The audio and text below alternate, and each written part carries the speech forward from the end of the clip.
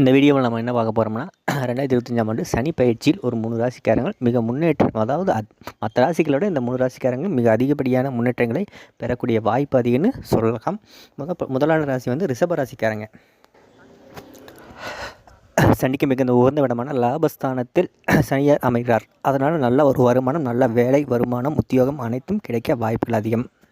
அதாவது மற்ற ராசியை கம்பேர் பண்ணும்போது ரிஷபத்துக்கு ஒரு நல்லதாகவே இருக்குதுன்னு சொல்லலாம். அடுத்தது வந்து கடகராசிக்காரங்க இந்த 2 வருஷத்து அவங்க சொல்லாத கஷ்டப்படாத ஒரு இதே இருக்காது.